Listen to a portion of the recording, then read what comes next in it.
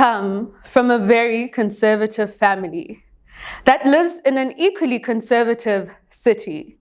And when it was time for high school, I was sent to the local all-girls high school that taught us to be prim and proper young ladies of virtue. In grade 8, I discovered the wonderful world of debating and public speaking, and a whole new world opened up for me. A new world wherein I could freely express myself and have riveting discussions with like-minded peers, and this was very exciting for me. I was fortunate to make the competing team of my year group with a few weeks leading up to our first debate. And boy, did I spend those few weeks preparing. I watched my seniors, I watched national debates, I kept afloat with current affairs. I practiced my speaking to ensure that I would give hard-hitting arguments. The day of our first debate came, and my first and second speaker did a fantastic job with laying the groundwork of our argument. It was now my turn as the third speaker to seal the deal and drive it home. I stepped up to the podium, hands shaking slightly, voice steady, ready to deliver that closing argument with everything that I had. Confident, eloquent, razor sharp. I was sure that we'd won by a landslide. Afterwards, we eagerly awaited the adjudicator's feedback. The feedback for my first and second speaker was fantastic, and I expected my own to also be along the same lines because, after all, we're teammates and we trained together. Then came my turn, and the adjudicator looked at me dead in the eyes and said, "You were rude, too aggressive. Tone it down." Nothing about my content, nothing about my structure, just tone. I later realized that it wasn't my argument that they were critiquing, it was me.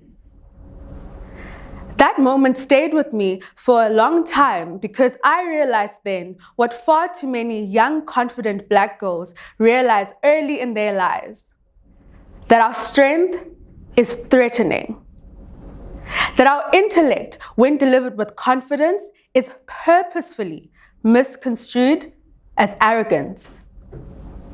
That passion sounds like aggression when delivered in a Black girl's voice. The angry Black girl is not just some label. It is an unsuspecting weapon that is used to silence us. It tells the world that Black girls who speak with conviction are dangerous, that our aggression is not our passion, that our assertiveness is a fatal flaw. But here's the truth. Even when we are angry, it is not without reason. It is because we are constantly being told to shrink ourselves in order to be heard, and even then, we are ignored. We are angry because we are tired of apologizing for being too principled, too articulate, too direct. Our anger is not weakness. It is wisdom. Wisdom that has shaped the world as we now know it. So, what if we flipped the script? What if we viewed anger, particularly Black women's anger, not as irrational, but as instructive? Because anger, when rooted in truth, is not chaos, it is clarity. It tells us that something is unjust and needs to change. It directs us to where we as people have failed. Anger has always been seen as a tool for progress in the hands of men, but as divisive and regressive in the hands of women. But I postulate that in our hands, it has always been a vital tool. a signal, a fire that forces light into places that other people try to keep dark. Let me illustrate this by walking you through history for a second. On a global scale, we can speak of Ida B. Wells, who wrote about lynching when no one else dared to. We can speak of Angela Davis, who told us that in order to be radical, we need to get to the root of injustice. Wangari Maathai, who in 2004 became the first African woman to win a Nobel Peace Prize. She was beaten, vilified, and arrested for planting trees in Kenya.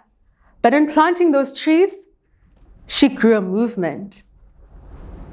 Now let's bring it closer to home and speak of Charlotte Maxeke, the first African woman to be awarded a university degree, who was, of course, ridiculed for her ambition. She went on to found the Bantu Women's League, which laid the foundation for generations of politicking to come. She didn't ask for permission, nor did she wait for anybody to carry the torch of the fire that she had lit inside of her. She created platforms where none existed. Ma'am Albertina Sisulu, nurse, activist, quiet powerhouse. She's been described as soft-spoken and unassuming, but her silence was strategic. And when she did speak, nations listened. Lillian Ngoyi, who mobilized 20,000 South African women to march against apartheid pass laws in 1956. Her voice was dismissed as being too disruptive. Yet, she went on to be the first woman elected to the ANC National Executive Committee. Winnie Madikizela Mandela, who would have turned 89 yesterday. Winnie has been labeled as too angry, too radical, too militant. Yet she held the line when others backed down. She bore the weight of the struggle even when her name was dragged through the mud, because she knew that liberation requires, nay, demands discomfort. From the streets of Soweto to the steps of Capitol Hill, the anger of Black women has never been reckless or unfounded.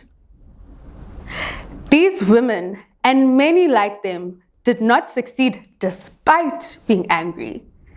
They succeeded because they were brave enough to be angry.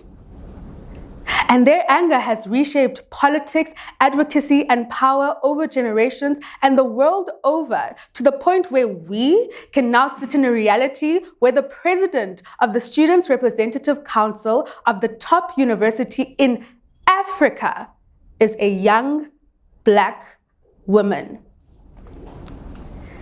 The anger of our predecessors has been radical. Not only did they demand better, they built better. So now, when I sit in rooms, whether be it leadership meetings, international conferences, or public debates, and I am told, "You're too aggressive, tone it down, you're intimidating," which, interestingly enough, is an opinion that people often form of me before I ever even open my mouth, and has, quite frankly, become quite the compliment. I remember 14-year-old Naledi and what that adjudicator said, and correlated with what I know now. I was never the problem.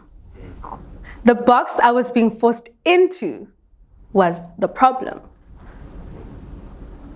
If we want leaders who are honest, empathetic, and visionary, then we need to stop rewarding being performative and start valuing truth.